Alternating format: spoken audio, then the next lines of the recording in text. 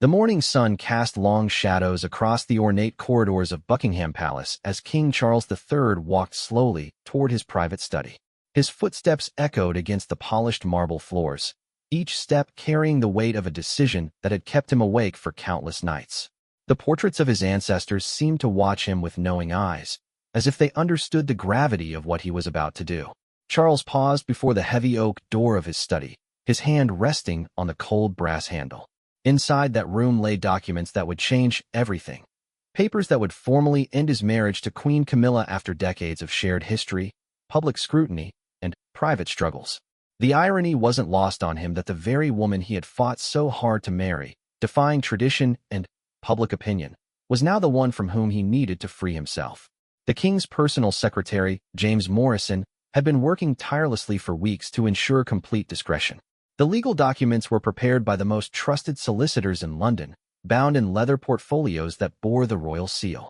Charles had reviewed every clause, every condition, every financial arrangement. The divorce settlement would be generous. Camilla would retain her titles temporarily and receive a substantial allowance, but she would no longer be queen consort. More importantly, she would no longer be his wife.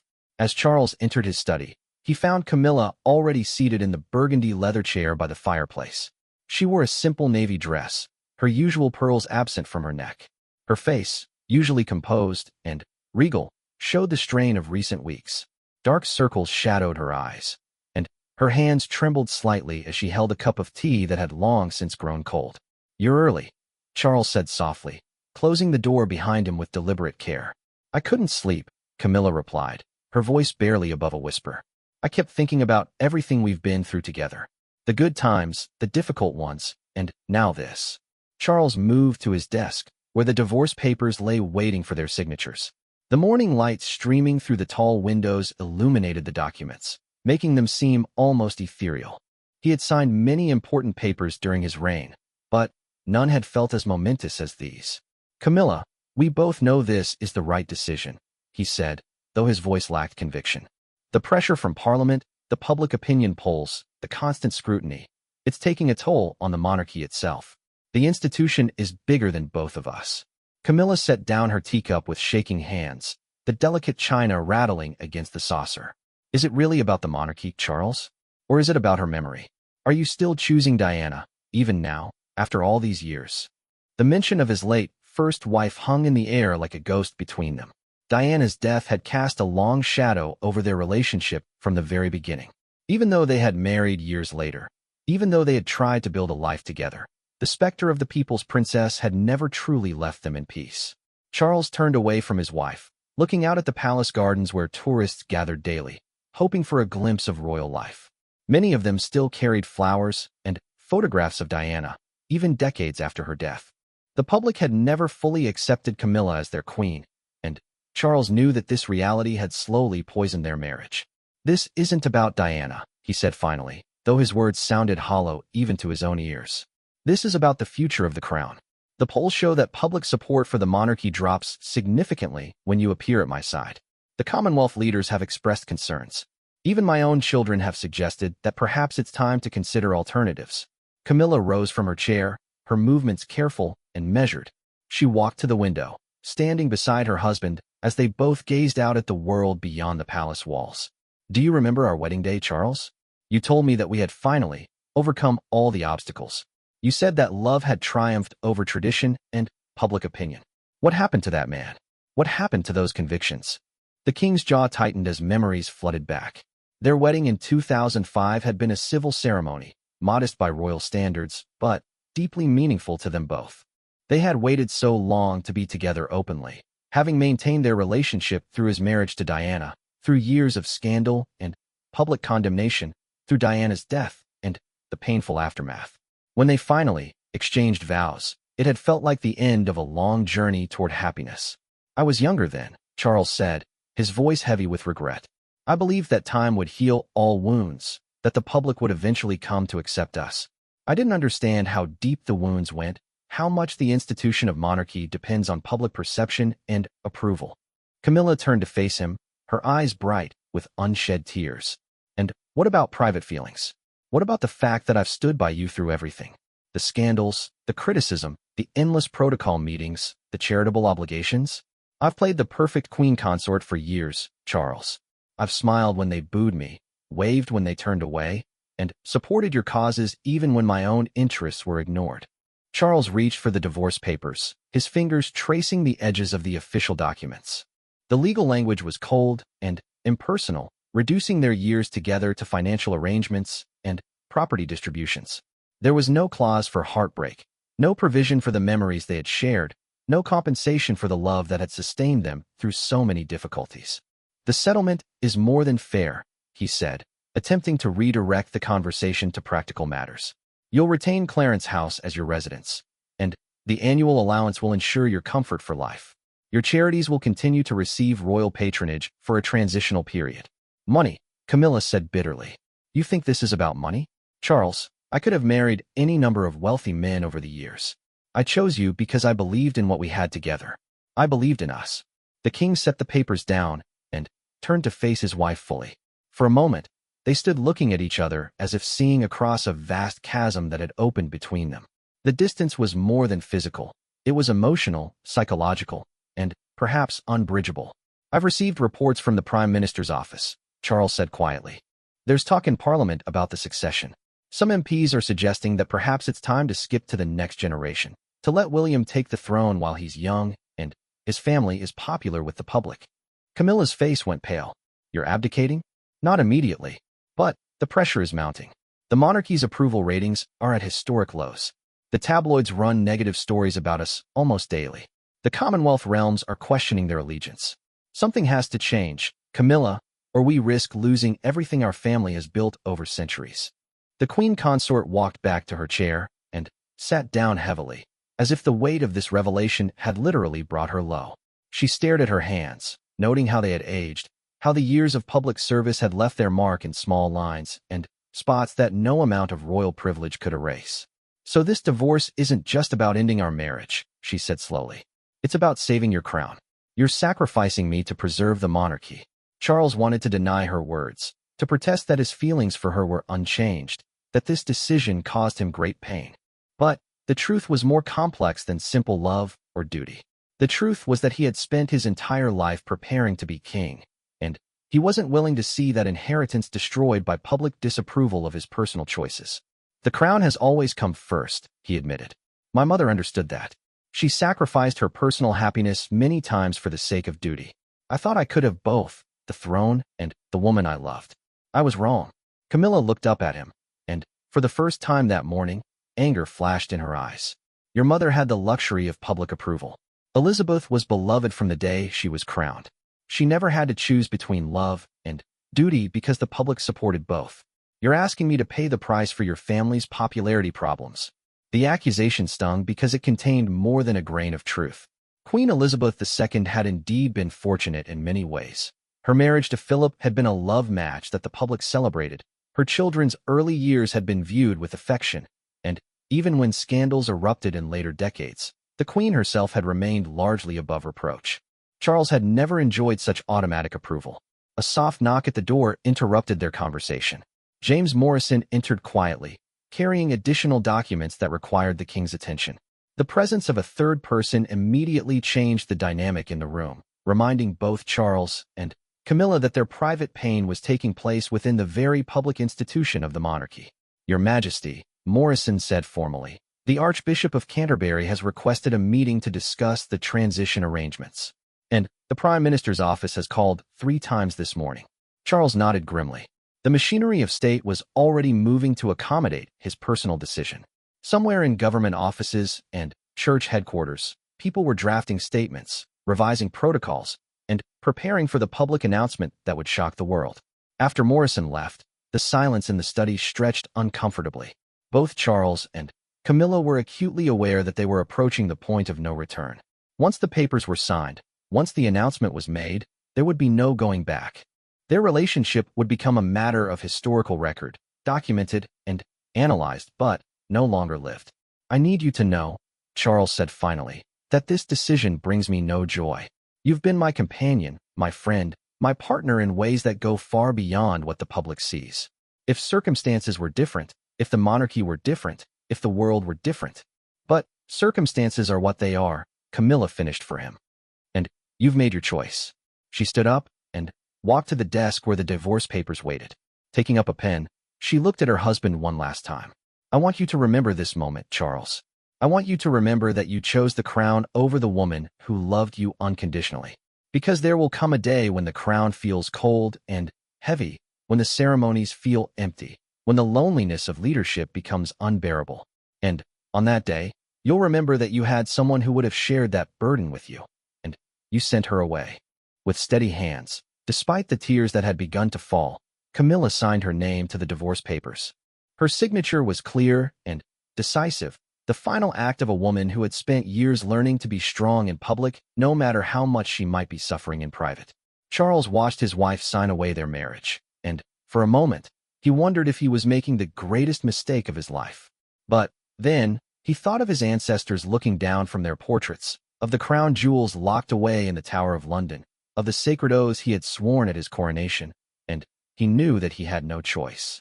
The monarchy had survived for over 1,000 years by putting duty before personal desire, and he would not be the king who changed that tradition. As the ink dried on Camilla's signature, the morning sun shifted, casting new shadows across the study. Somewhere in the distance, Big Ben chimed the hour, marking not just the passage of time, but the end of an era. The king and queen consort were no more. Now there was only Charles, alone with his crown, and Camilla, alone with her memories. The final tie had been cut, and neither of them would ever be the same. The hours following the signing of the divorce papers passed like a strange dream within the walls of Buckingham Palace.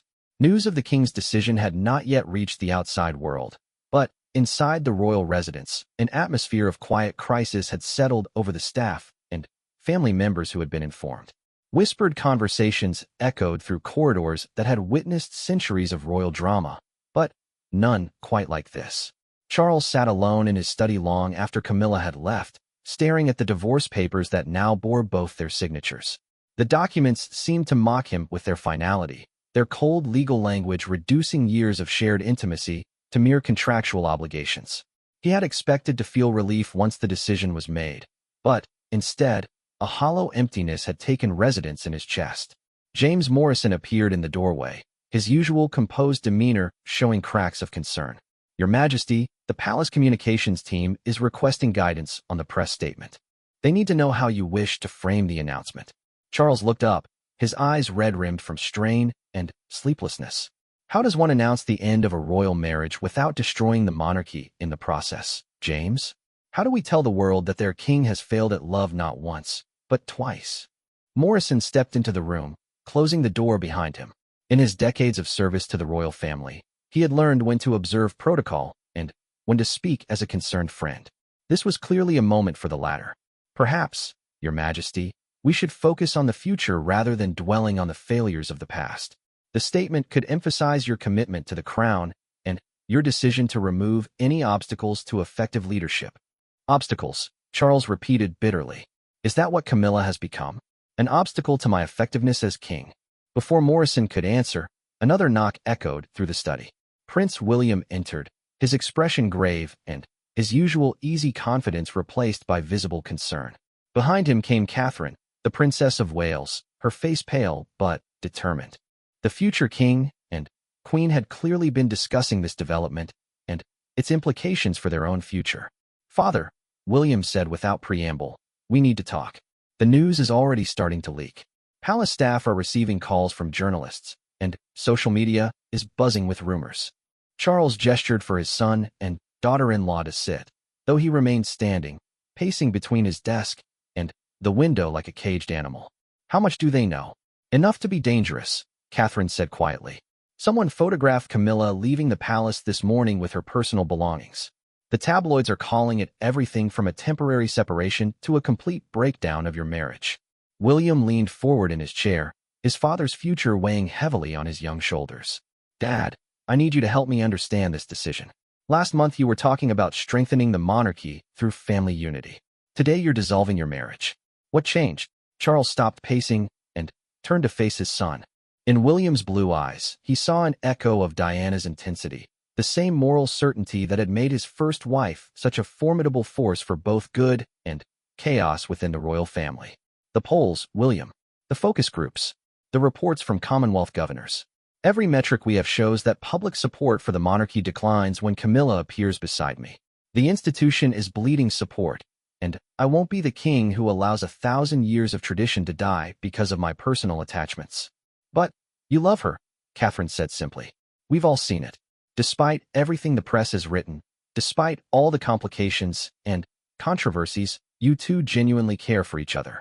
Isn't that worth fighting for? Charles's laugh was bitter and tired. Love, Catherine? I thought I loved Diana too. Look how that ended. Perhaps I'm simply not capable of the kind of love that can coexist with wearing the crown. William stood up abruptly, his patience clearly stretched to its limit. That's not fair, Dad, and you know it. Your marriage to Diana failed for a lot of reasons, most of which had nothing to do with love and everything to do with youth, pressure, and, yes, your relationship with Camilla. But this situation is completely different. Is it? Charles demanded. The public still sees Camilla as the other woman. They still blame her for Diana's unhappiness. And every time we appear together, every time she performs royal duties as my queen, the press reminds everyone of those old wounds. I'm tired of fighting battles I can't win. Catherine rose and moved to stand beside her husband, presenting a united front of the younger generation. Your Majesty, with respect, you're not just giving up on Camilla. You're setting a precedent that the monarchy will sacrifice anyone and anything to maintain public approval. What happens when William and I face a crisis? What happens when our children grow up knowing that royal love comes with conditions? The question hit Charles like a physical blow. He had been so focused on the immediate crisis, on the polling numbers, and the parliamentary pressure, that he hadn't fully considered the longer-term implications of his decision. What message was he sending to future generations of royals about the nature of commitment and duty? Morrison, who had been quietly observing the family discussion, cleared his throat delicately. Your Majesty, I should mention that Her Former Majesty, that is, Mrs. Parker Bowles, has asked to speak with you once more before the announcement is made public. Charles felt his heart constrict at the formal way Morrison referred to Camilla. Already, she was being erased from royal protocol, reduced to her maiden name, as if their years of marriage had been a mere administrative error that needed correcting. Where is she? He asked quietly. Clarence House, Your Majesty. She's been there since leaving the palace this morning, meeting with her own advisors about the transition. William exchanged a meaningful look with Catherine before speaking again. Dad, before you make this public, before you sign away any chance of reconciliation, maybe you should talk to her one more time. Not as king to former queen, but as Charles to Camilla. As two people who've shared a life together. Charles wanted to dismiss his son's suggestion, to argue that the decision was made, and rehashing it would only cause more pain for everyone involved. But something in William's voice, a note of genuine concern for his father's well-being rather than just the monarchy's reputation, gave him pause. What would be the point? Charles asked. The papers are signed. The wheels are in motion. Parliament expects an announcement by tomorrow. The point, Catherine said gently, is that you'll have to live with this decision for the rest of your life. Make sure it's one you can actually live with, not just one that looks good in the history books. After his family left, Charles found himself alone again with his thoughts and the weight of his choices. The palace around him felt different now, less like a home, and more like a museum where he was both curator and primary exhibit. Every room held memories of the life he had built with Camilla, and every familiar object seemed to reproach him for his willingness to discard their shared history. He thought about their first years of marriage, when they had worked so hard to win over the British public. Camilla had thrown herself into royal duties with genuine enthusiasm, supporting literacy programs, domestic violence charities, and environmental causes. She had learned the intricate protocols of royal life, mastered the art of the walkabout, and even developed a comfortable rapport with the press when they weren't actively vilifying her. But the shadow of Diana had never lifted completely. Every charitable event Camilla attended was compared to Diana's legendary compassion. Every fashion choice was measured against Diana's iconic style. Every public appearance generated comments about whether the people's princess would have handled things differently. No matter how hard Camilla worked, no matter how dedicated she became to royal service, she was always competing with a ghost. Charles picked up his private phone and stared at Camilla's number in his contacts. His finger hovered over the call button for long minutes as he wrestled with his conscience and his competing loyalties. Finally, he set the phone down without making the call. Some conversations were too important for phone calls. They required the honesty that could only come from looking someone in the eye. 20 minutes later, Charles's private car pulled up outside Clarence's house. The elegant Georgian residence had been Camilla's London home long before their marriage, and it would be hers again now. The irony wasn't lost on him that he was essentially returning her to the life she had before becoming queen, as if their years of marriage could be simply erased. Camilla was waiting for him in the drawing room, having changed from her simple navy dress into a cream-colored suit that reminded him of happier times. She looked composed but fragile, like delicate china that might shatter at the wrong touch. "I didn't expect to see you again so soon," she said as he entered. "I thought you'd already moved on to planning your future as a bachelor king." Charles sat across from her in the same chair he had occupied countless times during their courtship, when Clarence's house had been their refuge from the public scrutiny that followed them everywhere. "William thinks I'm making a mistake," he said without preamble. "William is young and idealistic," Camilla replied. "He still believes that love can conquer all obstacles. Perhaps he's right. Perhaps I've simply grown too cynical after all these years of fighting public opinion." "You fought, Camilla. God knows you fought. You endured things that would have broken most people. The crowds that booed you, the protesters with their Diana photographs, the editorial cartoons that depicted you as everything from a villain to a joke. You never complained, never asked me to shield you from any of it." Camilla's composure wavered slightly. "I did it because I believed in us. I believed that eventually, people would see what I saw in you. A man who genuinely cares about his country and his people, who takes his responsibilities seriously even when they cost him everything he personally values." "And what do you see now?" Charles asked. "When you look at me today, signing away our marriage to save my reputation, what do you see?" She was quiet for a long moment, studying his face as if trying to memorize every line and shadow. "I see a man who's afraid. I see someone who's spent his entire life preparing for a job that nobody can actually prepare for, and who's willing to sacrifice anything and anyone to avoid failing at it." The accusation stung because it felt true. Charles had indeed spent decades preparing to be king, studying statecraft and diplomacy, learning to balance competing interests and navigate complex political situations. But none of his preparation had taught him how to be both the effective monarch and a devoted husband when the two roles came into conflict. "The monarchy is bigger than both of us," he said, repeating the justification he had given himself countless times. "If our marriage is damaging the institution's credibility, if it's undermining public support for the crown, then ending it is the responsible thing to do." "Or," Camilla said quietly, "it's the coward's way out. It's easier to divorce me than to fight for what we have. It's easier to blame our marriage for the monarchy's problems than to address the real issues, the growing Republican sentiment, the questions about relevance in the modern world, the competition from other members of the royal family who generate more positive headlines." Charles stood up and walked to the window, looking out at the street where photographers had already begun to gather. Word was getting out, and soon their private crisis would become a public spectacle, analyzed and debated by everyone from constitutional scholars to celebrity gossip columnists. "Maybe you're right," he admitted. "Maybe I am taking the easy way out. But I don't know how to fight this battle anymore, Camilla. I'm 75 years old. I've been preparing for this role my entire life, and I finally have it. I can't spend my remaining years as king constantly defending my choice of wife instead of focusing on the job I was born to do." Camilla joined him at the window, standing close enough that he could smell her familiar perfume, the same scent she had worn throughout their relationship.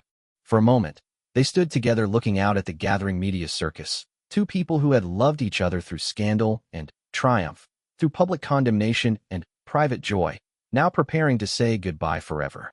"I want you to know," Camilla said softly, "that I don't blame you for choosing the crown over me. I've always known that's what it would come down to eventually. The monarchy was your first love, and I was the interloper who tried to compete with 1,000 years of tradition. I just hoped that maybe, somehow, we could find a way to have both." Charles turned to face her, seeing tears in her eyes that mirrored the ache in his own heart. "If there had been any other way." "But there wasn't," she finished. "And there isn't. So we'll both do what we've always done. We'll carry on. You'll be the king you were meant to be, and I'll find a new purpose, a new way to serve. Maybe in time, people will remember the good we tried to do together instead of focusing on the scandal and controversy." As the afternoon light began to fade outside Clarence's house, Charles and Camilla shared their final moments as husband and wife. Tomorrow the world would know that the king had chosen duty over love once again, that the monarchy had claimed another sacrifice on its altar of public service and historical continuity. But tonight, for just a few more hours, they could remember what it had felt like to believe that love might be enough to overcome any obstacle. The final tie was almost completely severed, held now by nothing more than memory and regret. Dawn broke gray and overcast across London as the palace communications team prepared for what would become one of the most shocking royal announcements in modern history. The carefully crafted press statement had been reviewed countless times, each word weighed for its potential impact on public opinion, constitutional stability, and the monarchy's future. At precisely 9 o'clock in the morning, the news would be released simultaneously to all major media outlets around the world. Charles stood in his private bathroom, staring at his reflection in the ornate mirror that had served generations of British monarchs. The face looking back at him seemed to have aged years in the span of a single day. The weight of his decision pressed down on his shoulders like the heavy ceremonial robes he wore during state occasions, and he wondered if this feeling of burden would ever lift. His valet, Peters, had laid out a dark navy suit for the day's events, somber and dignified, appropriate for a man announcing the end of his marriage.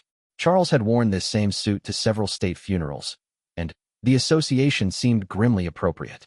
Today marked the death of his relationship with Camilla, even though both of them would continue living. A soft knock at his bedroom door interrupted his brooding. "Come," he called, straightening his tie with hands that shook almost imperceptibly. James Morrison entered, carrying a silver tray with the morning's newspapers. Even though the official announcement hadn't been made, the headlines were already speculating wildly about trouble in the royal marriage. "Palace crisis," screamed the Sun. Camilla's tears proclaimed the Daily Mail. The Telegraph, more restrained but no less dramatic, simply asked, "The beginning of the Yendi?" "How did they find out so quickly?" Charles asked, scanning the front pages with growing dismay. "Palace staff, Your Majesty. Despite all our precautions, it's impossible to keep something of this magnitude completely secret. Too many people needed to be informed, too many arrangements had to be made." Morrison paused delicately. "I'm afraid the speculation will only intensify once the official announcement is made."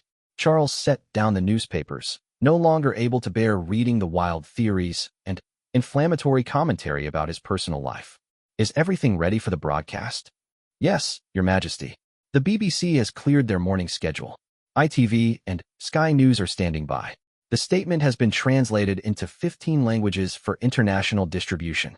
Morrison hesitated before continuing. "Your Majesty, there's still time to reconsider.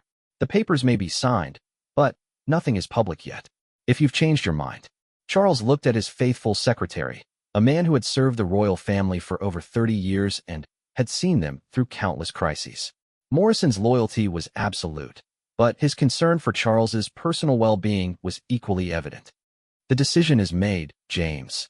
I won't subject the monarchy to further damage by appearing indecisive or weak. The announcement will proceed as planned." Meanwhile, across London at Clarence House, Camilla was preparing for her own ordeal. She had barely slept, spending most of the night packing personal belongings and trying to process the reality that her life as queen consort was ending. Her lady-in-waiting, Sarah Henderson, moved quietly around the bedroom, helping to sort through years of accumulated royal memorabilia. "What should we do with these, ma'am?" Sarah asked, holding up a collection of official photographs from state visits and ceremonial occasions. Camilla looked at the images, herself and Charles meeting world leaders, attending charity galas, presiding over military ceremonies. In every photo, they appeared united and dignified, playing their royal roles to perfection. The pictures showed no hint of the private struggles that had ultimately destroyed their marriage. "Pack them away," Camilla said quietly. "Someone might want them for the historical archives someday." Sarah continued her careful work, wrapping each photograph in tissue paper like artifacts from an archaeological dig. "Ma'am, if I may say so, you look tired. Perhaps you should try to rest before the announcement is made public." Camilla managed a weak smile. "Rest, Sarah? Today my marriage ends, and my role as queen consort becomes history. I don't think rest is possible." The television in the corner of the room was tuned to BBC News, where anchors were already discussing the morning's royal developments with constitutional experts and royal correspondents. The speculation was wild and often completely inaccurate, but Camilla found herself unable to turn away from the coverage. The dissolution of a royal marriage always raises serious constitutional questions. One expert was explaining to the camera. If King Charles divorces Queen Camilla, what does that mean for the line of succession? What does it mean for the stability of the monarchy itself? Another commentator, a veteran royal reporter, was more direct in her analysis. Let's be honest about what's happening here. The British public never fully accepted Camilla as queen. The polls have consistently shown low approval ratings for her personally, and that's dragged down support for the monarchy as a whole. From a purely practical standpoint, Charles may be cutting his losses. Camilla reached for the remote and switched off the television. She didn't need to hear strangers dissecting her life and marriage on national television. The analysis would only become more intense once the official announcement was made, but she couldn't bear to listen to it now. A knock at her door announced the arrival of her personal attorney, Margaret Collins, a formidable woman who had helped negotiate the divorce settlement. Collins carried a leather briefcase containing documents that would govern Camilla's post-royal life. "Good morning, Your Majesty," Collins said, using the title that would soon become obsolete. "I wanted to review the final arrangements one more time before the announcement." Camilla gestured for her to sit at the small table by the window where she had eaten countless breakfasts with Charles during their married years. Now the table was covered with legal documents instead of morning newspapers and correspondence. "The financial settlement is extremely generous," Collins explained, opening her briefcase. "You'll retain Clarence House as your primary residence, plus the cottage in Scotland that His Majesty purchased for your private use. The annual allowance is substantial enough to maintain your current lifestyle indefinitely." "What about my charitable work?" Camilla asked. "My patronages?" "That's more complicated," Collins admitted. "Royal patronages are typically held by working members of the royal family. However, His Majesty has agreed that you can retain patronage of your most important charities for a transitional period of 2 years. After that, the relationships will need to be evaluated on a case-by-case basis." Camilla nodded, though the loss of her charitable work would be almost as painful as the end of her marriage.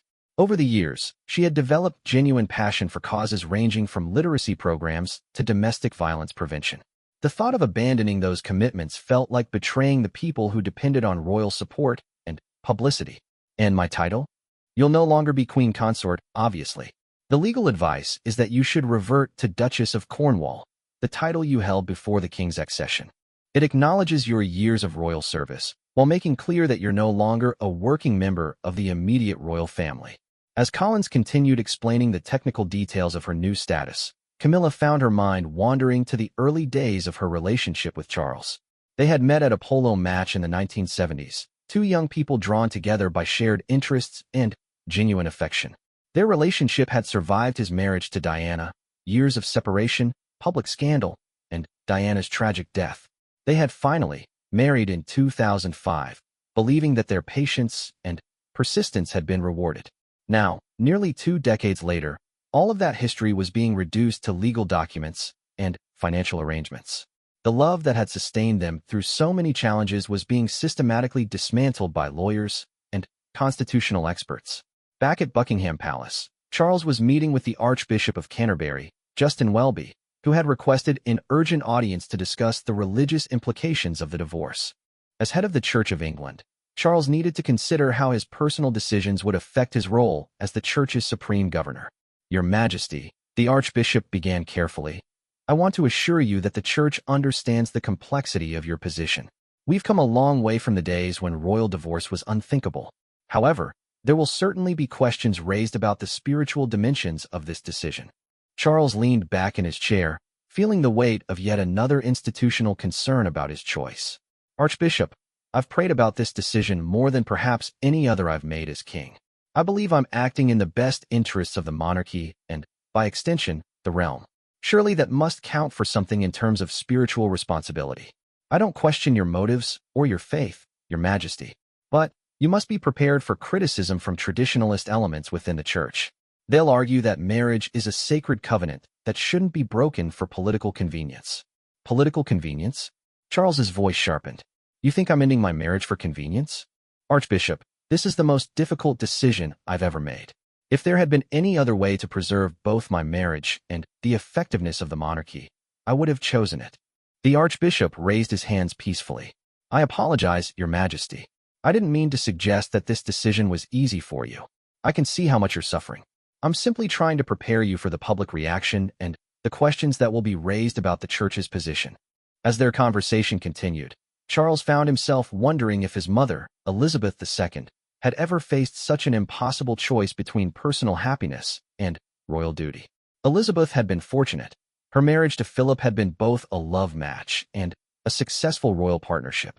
Charles had never enjoyed such alignment between his personal desires and his constitutional role. The morning wore on with a steady stream of meetings, briefings, and final preparations. Constitutional lawyers reviewed the precedents for royal divorce. Foreign Office officials prepared talking points for ambassadors who would need to explain the situation to Commonwealth governments. Palace staff rehearsed their responses to the media frenzy that would surely follow the announcement. Through it all, Charles maintained his composure, but those closest to him could see the toll the situation was taking. He had barely eaten in days, and the strain was evident in every line of his face. James Morrison finally suggested postponing some of the less urgent meetings to give the king time to prepare mentally for the public announcement. At 11:30, Charles received an unexpected visitor. Princess Anne, his sister, arrived at the palace unannounced and insisted on seeing him immediately, and had always been the most direct and practical member of the royal family, and Charles knew she wouldn't waste time with diplomatic niceties. "Charles," she said as soon as they were alone, "what the hell do you think you're doing?" Her bluntness was actually refreshing after hours of careful diplomatic language from advisors and officials. "I'm doing what needs to be done to protect the monarchy, Anne. Something you should understand better than most. Protecting the monarchy by destroying your own marriage? By sending the message that royal commitment is conditional on public approval ratings? You're setting a precedent that will haunt this family for generations." Charles stood and began his familiar pace around the study. The polls and the focus groups, the parliamentary pressure. Everything points to the same conclusion. The public will never fully accept Camilla as queen, and that's undermining support for the entire institution. Anne's expression was skeptical. "And you think divorcing her will solve those problems?" "Charles, the public loves a royal scandal. This divorce will generate more negative publicity than your marriage ever did. You're creating a crisis to solve a crisis." Her words echoed Catherine's concerns from the previous day, but Charles felt trapped by the momentum of his decision. The papers were signed, the announcement was prepared, and backing down now would create an entirely different set of problems. It's too late for second thoughts, and the decision is made. His sister studied him for a long moment, her sharp eyes seeing through his royal composure to the uncertainty beneath. "You know what Mother would have said about this?" Charles stopped pacing. Elizabeth II's opinion had mattered to him more than any polling data or political pressure, and even though she was gone, her standards continued to influence his decisions. "Mother would have said that marriage is a commitment you honor regardless of public opinion," and continued. She stayed married to Philip through scandals, disagreements, and decades of public scrutiny. She understood that royal marriage isn't just about personal happiness. It's about showing the nation what commitment and perseverance look like. The comparison to his parents' long marriage stung because Charles knew it was accurate. Philip and Elizabeth had weathered numerous storms together, presenting a united front to the world even when their private relationship faced challenges. Their marriage had become a symbol of stability and endurance, qualities the monarchy desperately needed. Their situation was different, Charles said weakly. The public supported their marriage from the beginning. They never had to overcome the kind of hostility that Camilla has faced. No, and agreed. They faced different challenges. But they faced them together as a team. That's what marriage means, Charles. It means standing together even when standing apart would be easier. As the clock moved toward the noon announcement, Charles found himself questioning his decision for the first time since signing the papers. The doubts that had been suppressed by his determination to act decisively now surfaced with uncomfortable intensity. Was he making the right choice for the monarchy, or was he simply choosing the path that would minimize his own discomfort and criticism? But it was too late for such questions. In 30 minutes, the world would know that King Charles III had chosen the crown over love once again, and there would be no going back from that moment of public revelation.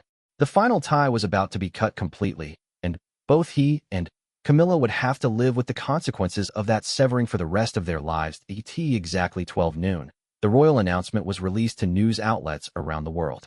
The carefully crafted statement, just 3 paragraphs long, would be analyzed and dissected for years to come. But Its essential message was devastatingly simple. His Majesty King Charles III and Her Majesty Queen Camilla have mutually agreed to divorce. This decision has been made in the best interests of the monarchy and the realm. Both parties will continue to serve the nation in their respective capacities. Within minutes, the news exploded across every media platform on Earth.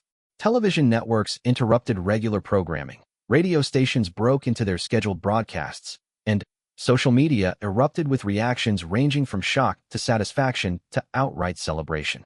The hashtag royal divorce began trending globally within minutes, accompanied by a flood of memes, commentary, and speculation about what this meant for the future of the British monarchy.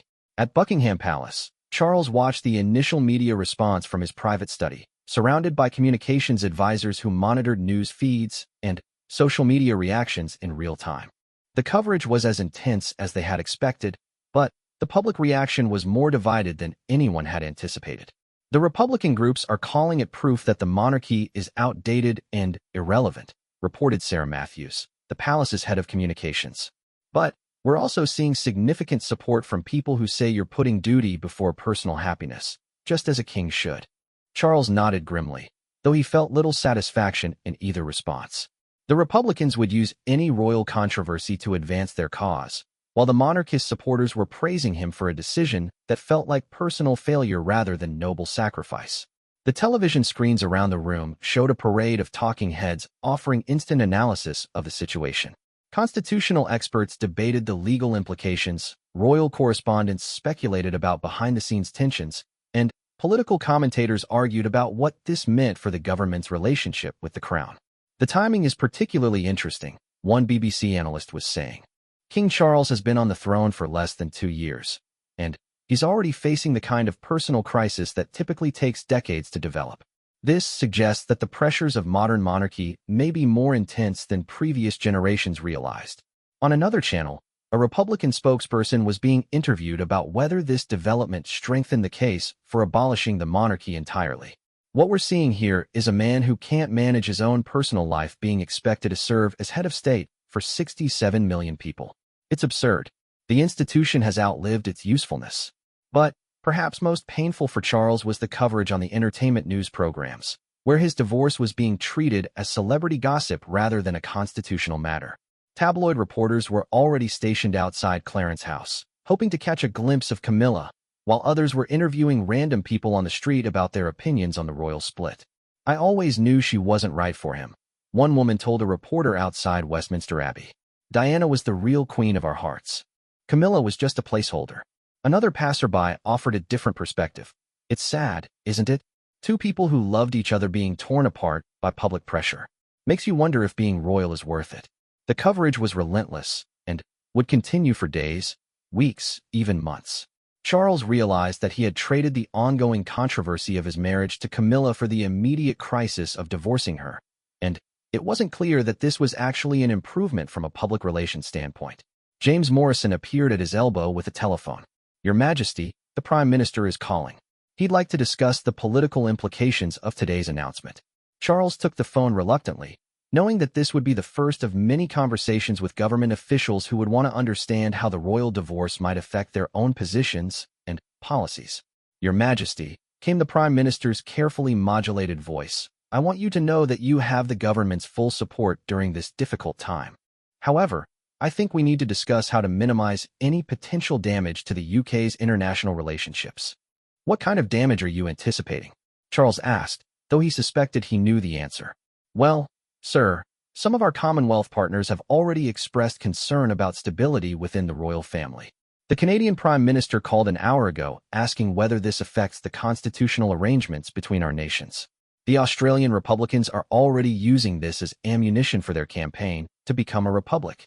Charles closed his eyes, feeling the weight of unintended consequences settling on his shoulders. He had hoped that divorcing Camilla would stabilize the monarchy, but instead it seemed to be raising new questions about the institution's viability in the modern world. Meanwhile, at Clarence House, Camilla was experiencing her own media nightmare. Photographers with telephoto lenses had surrounded the building, and reporters were calling out questions whenever anyone entered or left the property. Her protection officers had advised her to stay inside until the initial frenzy died down, but the confinement was almost unbearable. She sat in her drawing room, watching the news coverage with a mixture of fascination and horror.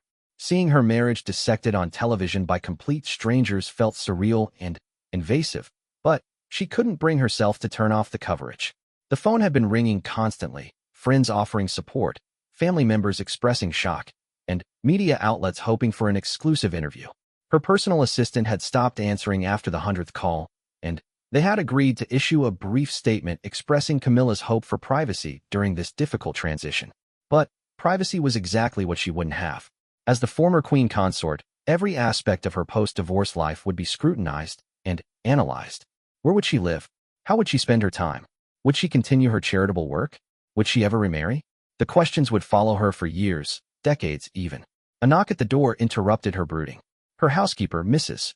Abbott, entered with a tea tray and the afternoon newspapers that had managed to produce special editions about the royal divorce despite the announcement coming at midday. "I thought you might need some tea, ma'am," Mrs. Abbott said gently, setting down the tray with careful precision. Camilla looked at the newspapers with their screaming headlines and unflattering photographs taken during the morning's departure from Buckingham Palace. "Camilla's disgrace," proclaimed one tabloid, while another asked, "What will she do now?" A third, more sympathetic publication ran with "The woman who loved a king," accompanied by a photo from happier times. "Perhaps we shouldn't read these today, ma'am," Mrs. Abbott suggested, noticing Camilla's distressed expression. "No, I need to see what they're saying," Camilla replied, though she dreaded what she would find. "I need to understand how the story is being told." The coverage was as brutal as she had expected.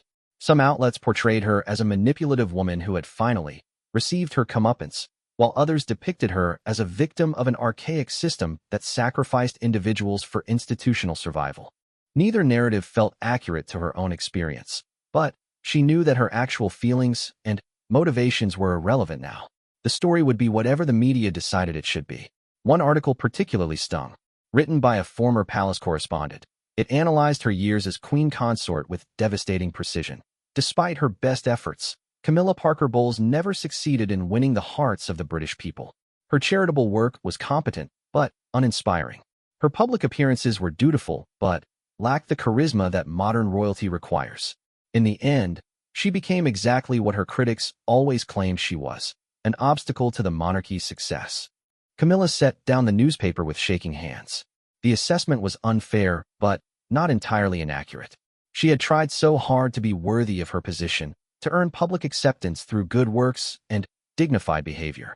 But she had never been able to escape Diana's shadow or overcome the circumstances under which her relationship with Charles had begun. The afternoon brought an unexpected visitor. Prince Harry, Charles's younger son, arrived at Clarence's house without announcement or fanfare.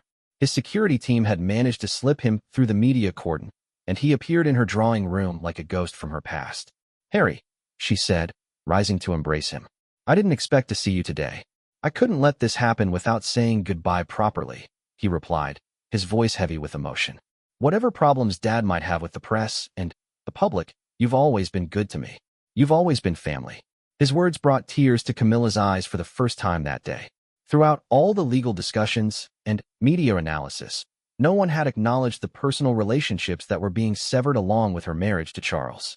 Harry, in particular, had grown to accept and even appreciate her role in his father's life after years of initial resistance.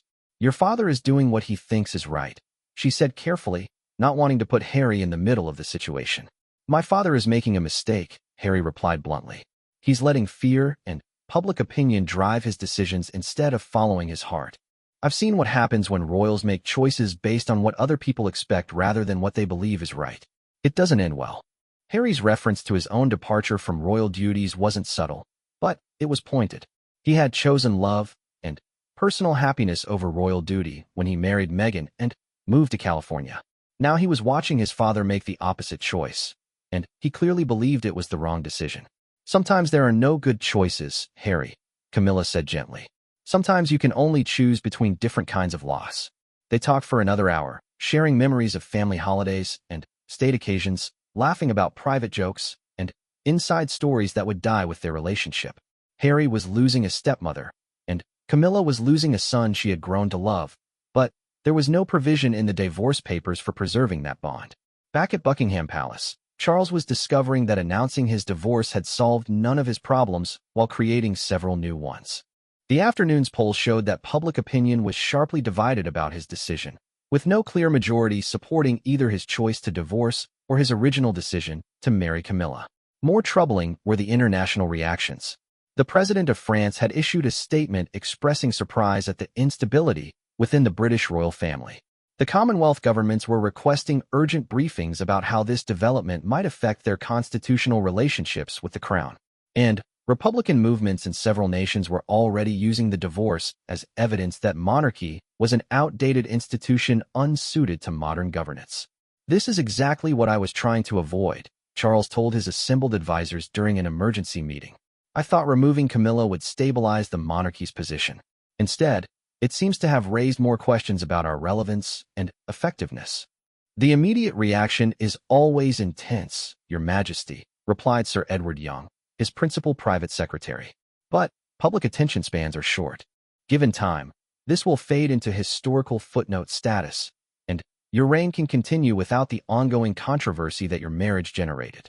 Charles wasn't convinced. The divorce felt like a wound that would never fully heal, affecting not just his personal life, but his effectiveness as monarch. How could he counsel other world leaders about commitment and stability when he had just dissolved his own marriage for political reasons? How could he serve as head of the Commonwealth when his personal decisions were causing constitutional crises in member nations? The day that had begun with hope for a clean resolution to an impossible situation was ending with the growing realization that some problems cannot be solved, only transformed into different problems. Charles had cut the final tie with Camilla, but in doing so, he had severed something essential within himself and possibly within the monarchy itself. As evening fell over London, both Charles and Camilla found themselves alone with the consequences of their choice. The media circus would continue for days, the legal processes would unfold over months, and the historical judgment would take decades to render. But the essential damage had been done in a single day, the day when love proved insufficient to overcome the weight of a 1,000-year-old crown. The final tie had been cut, but the wound it left behind would never fully heal. 6 months had passed since the announcement that shocked the world, and the initial media frenzy had settled into a new normal that satisfied no one. King Charles III ruled alone, his public appearances marked by a solitary dignity that some praised as noble dedication, while others criticized as cold isolation.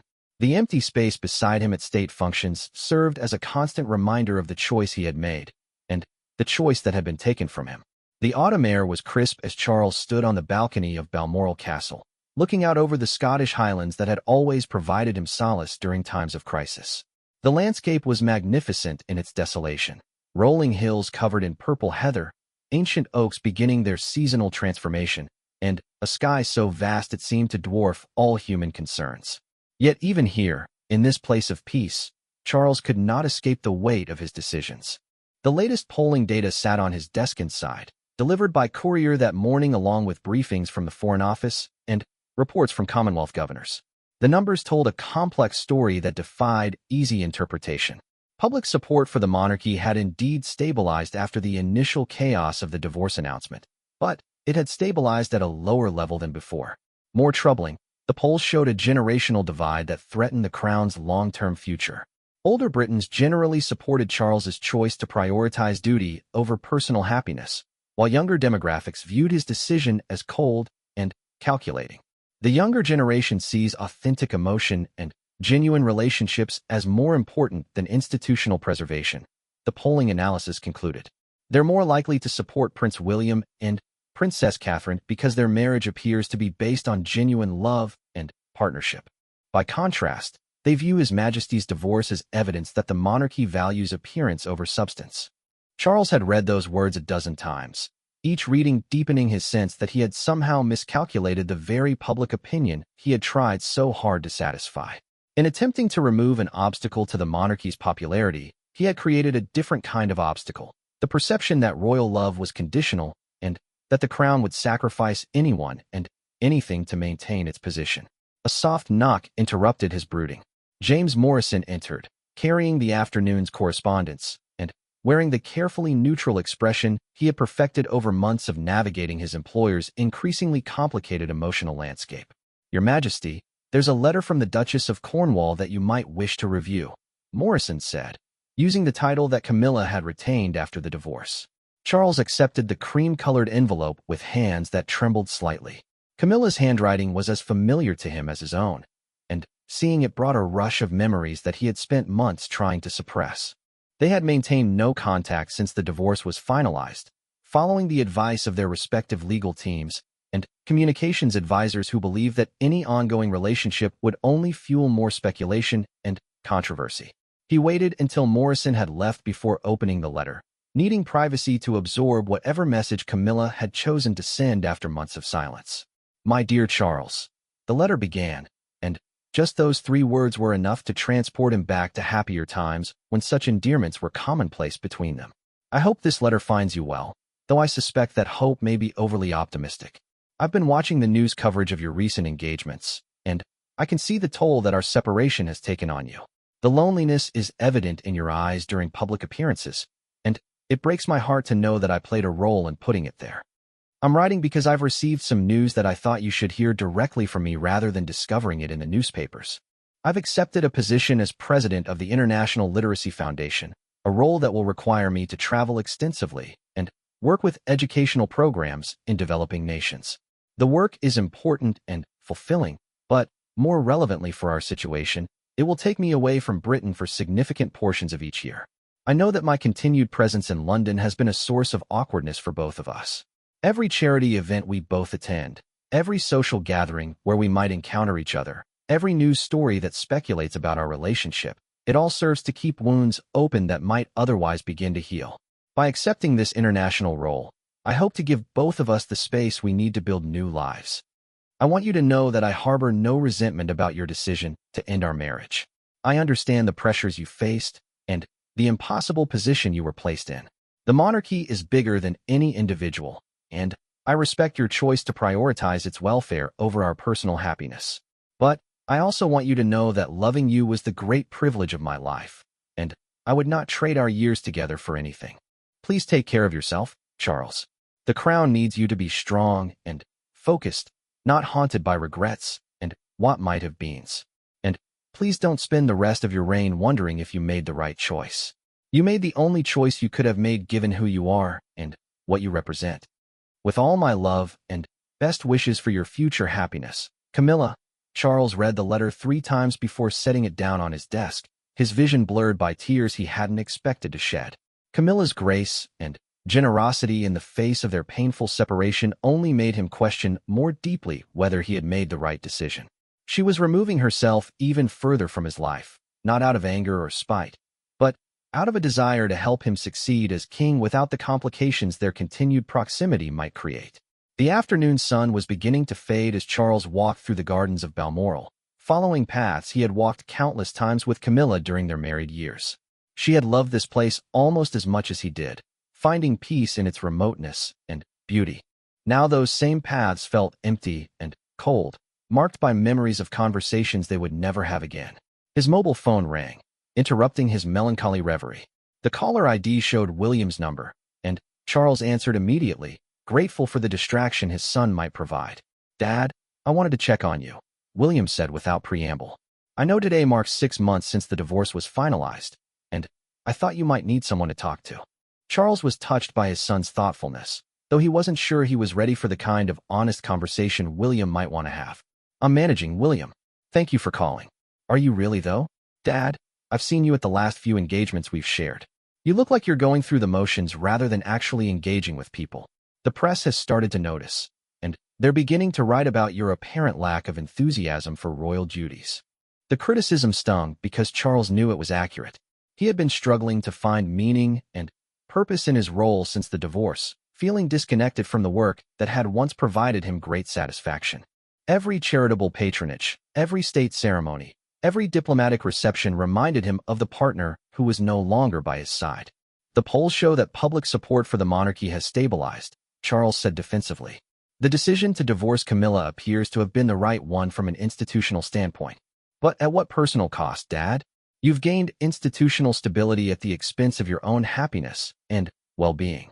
That's not sustainable long-term, and it's not the model I want to follow when Catherine and I face our own challenges."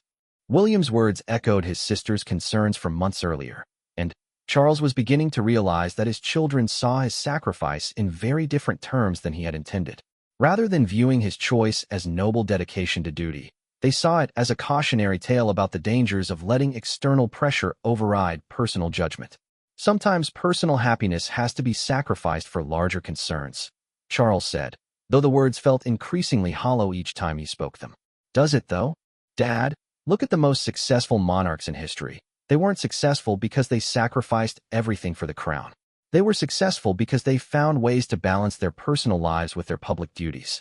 Mother did that with Philip. Victoria did it with Albert. Elizabeth I chose to remain unmarried. But she made that choice for herself, not because Parliament or public opinion forced her hand." After the call ended, Charles found himself thinking about his son's historical analysis. Had the great monarchs really balanced personal happiness with royal duty, or had he simply been telling himself comfortable lies about the necessity of his sacrifice? That evening, as he sat alone in the Balmoral drawing room where he and Camilla had spent so many comfortable evenings, Charles made a decision that would have seemed impossible 6 months earlier. He picked up his private phone and dialed a number he hadn't called since the day they signed their divorce papers. "Charles." Camilla's voice carried surprise and perhaps a hint of hope. "I read your letter," he said simply. "I wanted to talk to you before you disappear into your new international role. I'm glad you called. I wasn't sure if you would."